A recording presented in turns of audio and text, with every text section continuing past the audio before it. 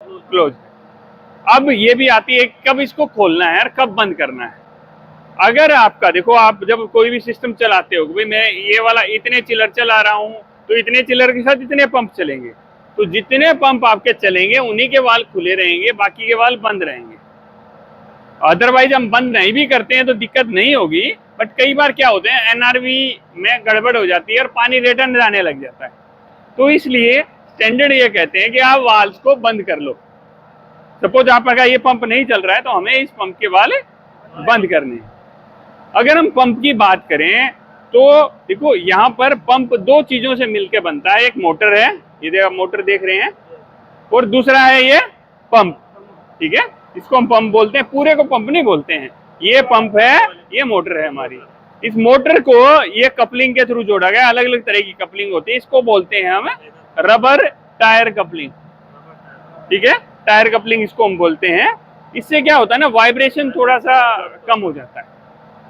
ठीक है, अभी ये देखो वाइब्रेशन के लिए वो भी लगा रखा है, तो ये भी किस चीज के लिए लगा है, वाइब्रेशन के लिए, ताकि ये देखो ये वाला हिस्सा जब हिले, ठीक है, तो ये पाइप ना हिले। नहीं तो क्या होगा कि जहां पर जिस सपोर्ट वाटर या हॉट वाटर हम बोलेंगे या कंडेंसर वाटर ही बोलेंगे, ठीक है, कंडेंसर की हमारी ये पाइप होगी है, तो कंडेंसर की पाइप होगी, तो कंडेंसर की जो ये पाइप है हमारी, जो तो एक पाइप आया है, एक पाइप जा रहा है, तो आने वाला पानी कहाँ से आया होगा, ये कहाँ से, कूलिंग टावर से हमारा आया होगा। ठीक है, कूलिंग टावर से आएगा, फिर कहाँ जाएगा, कंडेंसर पंप में जाएगा। ठीक है, ये देखिए, ये सामने देख रहे हो, ये कंडेंसर पंप है। अभी दिखाएंगे आप लोगों को कैसे कैसे गया है, और फिर जाता है चिलर में, जो अभी हम चलेंगे चिलर के ऊपर। तो चिलर के अंदर ही हमारा वो लगा हुआ है, कंडेंसर लगा हुआ है, तो उसके अंदर हमारा जाता है। तो ये वाला पाइप है हमारा इनकमिंग है, और ये आउटगोइंग है। ठीक है, तो ये पूरा एक बेसिक हमारा सर्कुलेशन रहेगा। तो अभी हम यहाँ पर थोड़ा सा आ जाते हैं।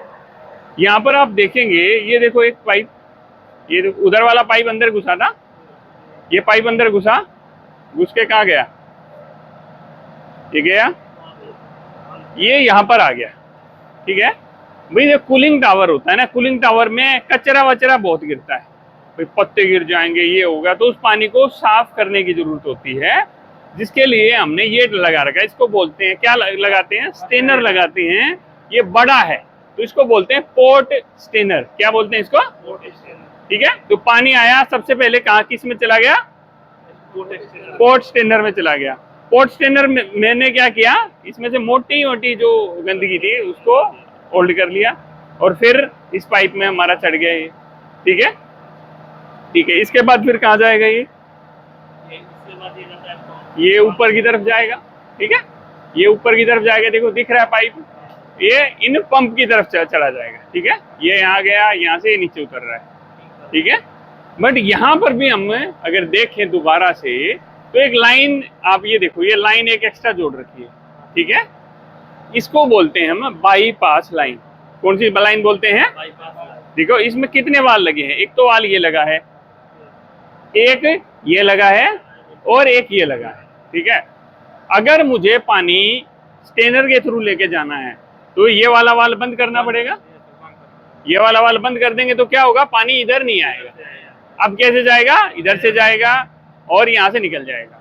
अगर किसी वजह से ये स्टेनर हमारा ब्लॉक हो गया, जब हम क्या करेंगे, बाईपास लाइन का यूज कर सकते हैं। ये लाइन बंद कर देंगे और ये वही, क्योंकि भाई मेरा ब्लॉक हो गया है, मेरा सिस्टम को तो एम्पर नहीं कर सकता हूँ, बट मुझे स्टेनर भी साफ करना है, तो मैंने ये लाइन भी बंद कर दी और वो वाली भी बंद कर दी, और इसको खोल के चालू कर दिया, हमारा काम चलने लग गया। ठीक है, ये सिर्फ इमरजेंसी केसेस में करना होता है, अदरवाइज आपको भाई स्टेनर को टाइम से पहले ही क्लीन कर लेना चाहिए। वही अभी नाइट में मैंने दोनों वाल बंद किए, निकाल के रात को साफ कर लिया। ठीक है, क्लियर है ये चीज। तो इस तरह करके ये हमारा, ये यहाँ पर देखोगे एक वाल दिख रहा है आप लोगों को, ये किस चीज का वाल होगा, कौन सा वाल है ये, इस वाल का नाम क्या होता है, एनआरवी नहीं है, वाल है। जो लोग देख रहे हैं वो कमेंट सेक्शन में जरूर बताएं कि ये जो वाल है, ये आप देख रहे हैं, इसको कौन सा वाल बोलते हैं। देखो मैं बता देता हूँ आप लोगों को, इसको बोलते हैं हम बटरफ्लाई वाल। एक देखो ये सामने भी लगा हुआ है, ठीक है, यहाँ पर आप देखेंगे ये दिख रहा है आप लोगों को, ये भी बटरफ्लाई वाल है। बट ये बटरफ्लाई वाल के ऊपर एक देखो पहिया सा लगा हुआ है, हाँ, इसको बोलते हैं बटरफ्लाई वाल विद गियर। जैसे छोटा वाल होता तो ऑपरेट होने में तो कोई दिक्कत नहीं होती, बड़ा वाल है तो क्या होगा, ऑपरेट करने में दिक्कत है। तो इसके लिए गियर बॉक्स बना दिया ताकि हम जब उसको घुमाएं तो इजीली ऑपरेट हो जाए, ठीक है। अब हम कहाँ जाएंगे आगे, पंप की तरफ।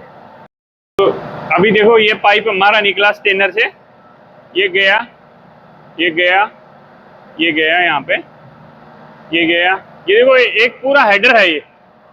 ये जितने भी पंप लगे हैं ना, सब में एक ही कूलिंग टावर से आया ना, मतलब एक मेन हेडर एक ही आया ये, ठीक है, पूरा एक, फिर ये ब्रांच निकल गया इसका। अब हम इधर आ जाते हैं, अभी एक ब्रांच हमारी ये निकल गई, तो ये लग गया, ये क्या है हमारा, ठीक है। देखो बटरफ्लाई वाल एक इन में भी होगा और ये इन होगी, ये आउट होगी। इसको लगाने के पीछे एक रीजन होता है, इसको हम मेंटेनेंस वाल भी बोलते हैं। कौन सा वाल बोलते हैं, ठीक है। अब बात होती है इसको मेंटेनेंस वाल क्यों बोलते हैं, ठीक है, क्योंकि जब कोई भी देखो नीचे कोई भी दिक्कत होती है, भाई पंप में दिक्कत है या कुछ भी है, तो इन वाल को बंद करके पानी को रोक सकते हैं, इसलिए इसको मेंटेनेंस वाल बोला जाता है, ठीक है। अब देखो हैंडल ऐसे है तो इसका मतलब क्या है, ओपन है, और हैंडल ये टेढ़ा होता तो क्या होता, क्लोज। अब ये भी आती है कब इसको खोलना है और कब बंद करना है। अगर आपका देखो, आप जब कोई भी सिस्टम चलाते हो, भाई मैं ये वाला इतने चिलर चला रहा हूं तो इतने चिलर के साथ इतने पंप चलेंगे, तो जितने पंप आपके चलेंगे उन्हीं के वाल खुले रहेंगे, बाकी के वाल बंद रहेंगे। अदरवाइज हम बंद नहीं भी करते हैं तो दिक्कत नहीं होगी, बट कई बार क्या होते हैं एनआरवी में गड़बड़ हो जाती है और पानी रिटर्न जाने लग जाता है, तो इसलिए स्टैंडर्ड ये कहते हैं कि आप वाल्स को बंद कर लो। सपोज आपका ये पंप नहीं चल रहा है तो हमें इस पंप के वाल बंद करने हैं। अगर हम पंप की बात करें तो देखो यहाँ पर पंप दो चीजों से मिलकर बनता है, एक मोटर है, ये आप मोटर देख रहे हैं, और दूसरा है ये पंप, ठीक है, इसको हम पंप बोलते हैं, पूरे को पंप नहीं बोलते हैं। ये पंप है, ये मोटर है हमारी। इस मोटर को ये कपलिंग के थ्रू जोड़ा गया, अलग अलग तरह की कपलिंग होती है, इसको बोलते हैं हम रबर टायर कपलिंग, ठीक है, टायर कपलिंग इसको हम बोलते हैं। इससे क्या होता है ना, वाइब्रेशन थोड़ा सा कम हो जाता है, ठीक है। अभी ये देखो वाइब्रेशन के लिए वो भी लगा रखा है, तो ये भी किस चीज के लिए लगा है, वाइब्रेशन के लिए, ताकि ये देखो ये वाला हिस्सा जब हिले, ठीक है, तो ये पाइप ना हिले, नहीं तो क्या होगा कि जहां पर जिस सपोर्ट में रुके हुए हैं वो गिर सकती है, टूट सकती है, हिल के कंटिन्यू। इसलिए वाइब्रेशन, इसको क्या बोलते हैं हम लोग, बेलो बोलते हैं, ठीक है। तो ये यहाँ पर आ गया, ये पंप में आया, पंप से फिर ये पानी हमारा बाहर निकला, बेलो में आया, और ये क्या लगा हुआ है, एनआरवी। एनआरवी कहाँ लगती है, हमेशा पंप के आउटलाइन में, हर जगह नहीं लगेगी आउटलाइन में, जहाँ पंप होगा, जहां पर पंप होगा उसके आउटलाइन में ही लगेगी, फिर ये हमारी आगे चलेगी। तो जो लोग देख रहे हैं, आई होप समझ में आ रहा होगा आप लोगों को। वीडियो अच्छी लग रही है तो लाइक, और चैनल को यूट्यूब पे देख रहे हैं तो यूट्यूब को, हमारी बहुत सारी वीडियो यूट्यूब पर भी है और बहुत सारी फेसबुक पे भी है, इंस्टाग्राम पर भी है। तो अगर आप बहुत सारी वीडियोस देखना चाहते हैं तो फेसबुक, यूट्यूब, इंस्टा तीनों को आप फॉलो कीजिए। अब हम आगे बढ़ते हैं। अभी देखो ये घुसा था पाइप और ये निकला है, ठीक है, ये निकला, ये देखो यहाँ पर भी एक हेडर आ गया, ताकि जितने भी पानी का पाइप जितनी जगह से निकलेगा यही आएगा। ये क्लियर है, ये आ गया जी, ये घूमा इधर, ठीक है, ये घूमा, ये घूमा, और कहाँ उतर गया ये दिख रहा है आप लोगों को। तो ये सबसे पहले कहाँ आया, वाल लगा। क्यों लगा वाल, कि आगे कोई काम करना हो इसलिए। तो वाल हमारा इनमें भी होगा और आउट में भी होगा, ठीक है। ये क्या लग गया, बेलो लगी, और फिर इस पाइप के थ्रू हमारे अंदर घुस जाएगा, ठीक है। कंडेंसर के अंदर घुस गया, ये पीछे, ये उधर वाला पार्ट वहां पीछे तक, जैसे ये वाला क्या है, एवोपरेटर है, यहाँ से यहाँ तक इसको क्या बोलेंगे, इसी तरह ये देखो मोटा पाइप सा दिख रहा है उधर की तरफ, उसको क्या बोलते हैं, कंडेंसर बोलते हैं, ठीक है। पानी घुसा, अब क्या हुआ, पानी यूं चक्कर काटेगा उसमें से और फिर घूम के यहाँ से बाहर निकलेगा, ठीक है। जब पानी हमारा घुस रहा है तो भाई कितना गर्म पानी घुस रहा है, ये पैनल दिख रहा है आप लोगों को इधर, हाँ, इसको बोलते हैं, क्या बोलते हैं इसको, चिलर विजुअल कंट्रोलर, CVC, ठीक है। चिलर विजुअल कंट्रोलर में अपने को दिखेगा, तो अगर यहाँ सेंसर होगा तभी तो दिखेगा, तो ये इनका टेम्परेचर है और ये आउट का टेम्परेचर, कि भाई जो कूलिंग टावर से आ रहा है वो कितना ठंडा है, और जब ये गर्म होके वापस जा रहा है तो कितना।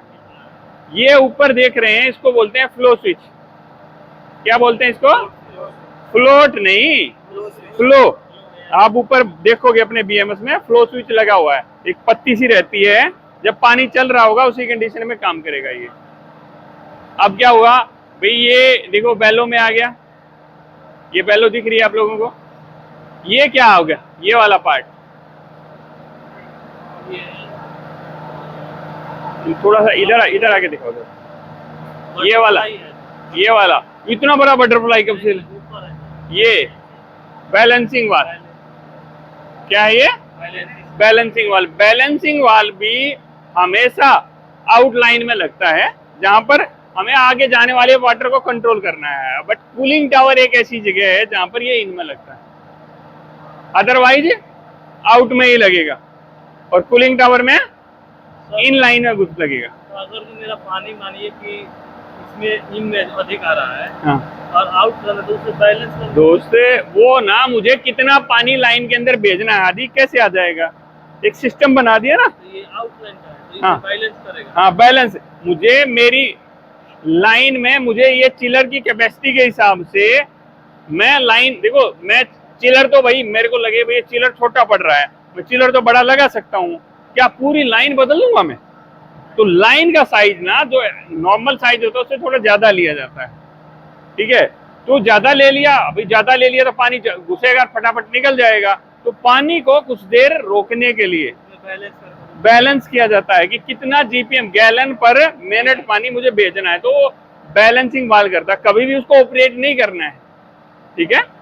वो जैसा है वैसे का वैसा उसको छोड़ देना है, क्लियर है, ठीक है। तो ये क्या हुआ हमारा पूरा, ये फिर ये पाइप निकला, ये देखो ये निकला, ये निकला, और ये कहाँ चला गया, वापस कूलिंग टावर में। तो ये हमारा कंप्लीट हुआ कंडेंसर वाटर साइकिल। कोई कंफ्यूजन है इसमें, कोई पार्ट में, ठीक है। तो फ्रेंड्स, इसी तरह की इंटरेस्टिंग वीडियोस के लिए बने रहें हमारे साथ, और भी हम HVAC में आपको इसके और पार्ट्स भी आपको मिलेंगे, जिसमें हम कंप्लीट चिलर सिस्टम के बारे में बताएंगे। आप प्रैक्टिकल ट्रेनिंग लेना चाहते हैं और जिसके बाद में आप चाहते हैं आपको एक अच्छी जॉब मिल सके, तो आप हमारा ट्रेनिंग प्रोग्राम ज्वाइन कर सकते हैं। मिलते हैं आप लोगों से। जय हिंद, जय हिंदुस्तान।